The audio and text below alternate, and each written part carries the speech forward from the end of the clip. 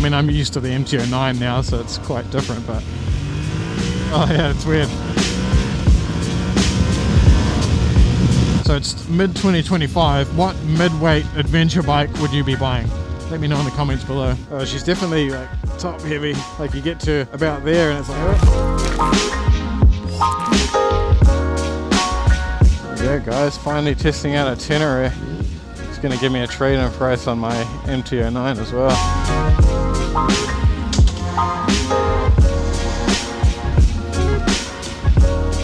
I immediately feel home on a adventure bike.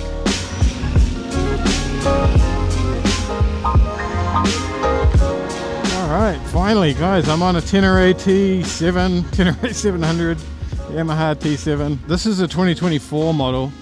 They don't have the 25s yet in New Zealand. I don't know if they have them anywhere yet, but I've never ridden, well, I've ridden one of these like for about 1 kilometer. So I haven't ridden one properly. I've never been up to speed or anything on them. Yeah, I'm pretty keen to try one out.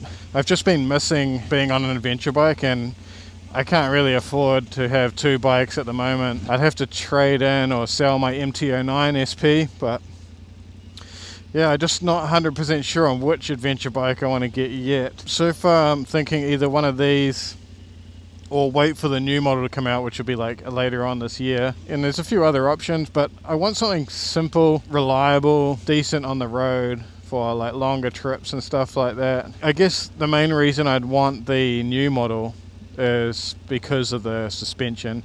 I don't really care about rider modes and stuff, but very first initial impressions is, I mean, pretty much what I expected. It's just kind of a tractory, smooth Yamaha classic bike, you know what I mean? Like nothing out of the ordinary, nothing crazy going on. And I'm not trying to worry too much about things I can change. Like, you know, the seat is pretty narrow and pretty firm, but I can get a new seat.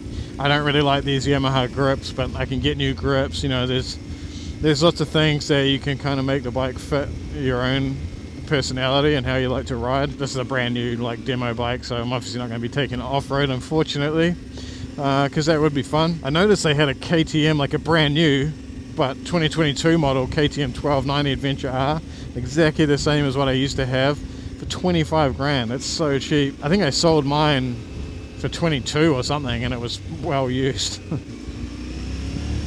It's got that kind of classic snatchiness on the on and off throttle. I wonder how that would compare to the new one, which has fly-by-wire throttle. Anyway, I'm going to get out of this traffic, see if we can get on some more open roads, and then we'll try it on the highway as well. The screen looks nice, but it reminds me of those like very first smartphones that had the massive bezels. It's kind of funny. I would like to have the new controls on the new bike as well. There's definitely reasons why, but you know, just waiting till the end of the year is kind of a problem for me. Went and looked at a German Shepherd puppy today as well, thinking about getting a dog, keep me company. Yeah, I like to indicate. That's cool. New bike. How's it like at slow speeds? There is the World Raid option as well. They have them there. So this bike I think I can get for 18,249. That's brand new, obviously, and the World Raid is like 22.5. So what's that, like 3.5 grand more or something, you know, roughly. But you get the better suspension, the double tanks. I think that's the two main things, but I'm not 100%. I'll have to look into it. But I noticed the mirrors are pretty decent. Like, they're not vibrating at all. I can see my arms, but not that much. I think I just love the simplicity of and reliability of the Yamahas as well. It'd be so nice to have a bike like that KTM. I never had any problem with it. It had a few kind of weird hiccups and like engine lights and shit like that. Nothing actually happened. It just would throw warnings and stuff. And you know, having something like this, it's just super reliable. You obviously, you know, it's way cheaper, but you're not getting all those features that you get from the more exotic European bikes, but whatever. The tipping is interesting. I mean, I'm used to the MT09 now, so it's quite different, but you can definitely feel, well, yeah, it's weird. And I'm on knobbies as well, obviously, but feels pretty open as well with the narrow tanks, like it's very narrow. Standing position is nice. Ergonomically for my height, like 6'1", I don't feel like I need to do anything adjustment wise. Maybe, yeah, I wouldn't need to lift the bars or anything. The foot pegs are like wide enough, I'd just take those rubbers out, but otherwise it's great. I was trying to find out whether the new one had cruise control as well, because that'd be nice.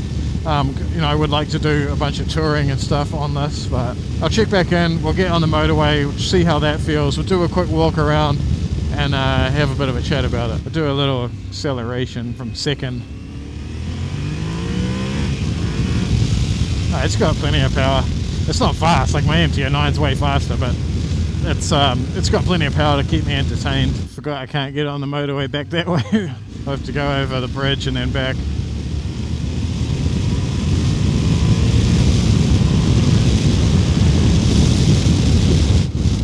Let's get down to about 105k, something like that. Feels pretty stable.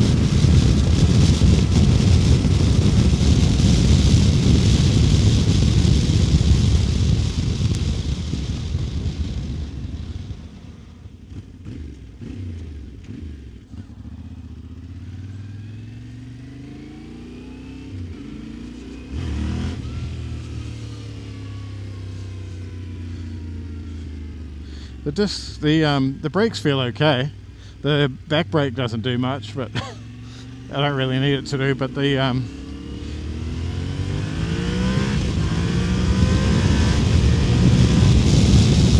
that stinks. So overall impressions of the Motorway is pretty decent. Like, I feel like it could do with that steering stabilizer that comes on the World Raid version, but it's, you know, it keeps up totally fine with any speed that you're going to need to do. The seat isn't too bad either. I thought it would be more uncomfortable from what I've heard online. I'd like to know in the comments what you guys think I should buy. I don't want a full size, I don't want a 1300 GS or a 1290 1390 KTM again. I want a middleweight, so it's mid 2025. What mid-weight adventure bike would you be buying? Let me know in the comments below. On this standard version I can get both feet on the ground but just the balls of my feet. Otherwise one foot totally flat, no worries, perfectly comfortable. It's definitely a tall bike. I think the narrow seat helps a little bit. Finding neutral is really easy as well. Super basic setup, you know. Got the USB slot, change that out for a USB-C one. I think that's the thing, you know, if I kind of wait for the new bike, I'm pretty sure that this one's got like the old USB socket, but you know, I'm pretty sure the new one would have USB-C. Things like that make your life a little bit easier. They're certainly not like necessary, and you know, I'm like nitpicking here, but if, you know, I'm looking at buying a bike, I'm not just test riding it for fun. So I took off on second there by mistake and it was fine. And this thing's like a little tractor. Wild.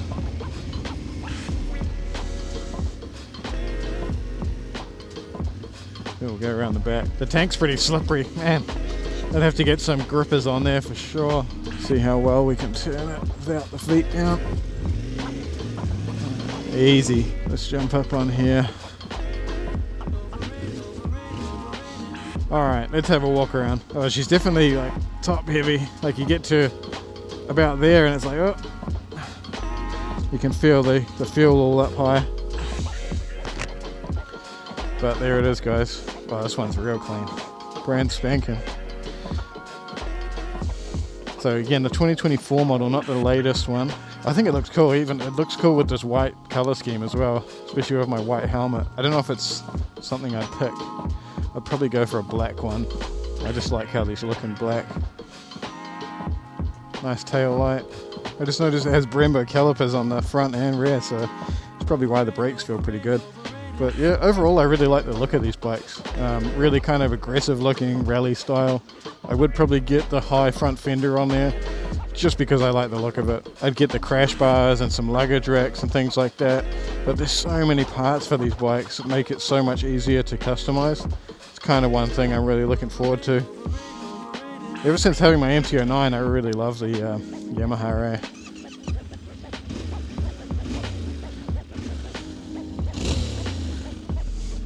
get a pipe on there. I can't say much about the suspension on this model because I can't take it off-road. For the road, it feels fine.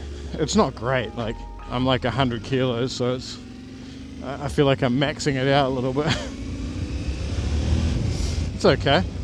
It's good enough. I'd say I'm kind of like maybe a little bit over intermediate level in terms of off-road ability. You know, I've done quite a bit. I've done some courses, and you know, I've handled my 1290 off-road totally fine. I did the Chris Birch course on my 1290, and I did alright. So you know, I'm pretty capable, but I'm definitely not like a pro off-road rider. I think what I'm getting at is I would like the better suspension for doing off-road, because having a bike like this, I would go searching for off-road trails. Kind of where the slimmer one comes into it, but having the extra range from the World Raid would be pretty sick. But what am I feeling overall? I feel pretty good at it. I feel pretty at home on it. There's nothing like, it's pretty much what I expected. There's nothing standing out to me that...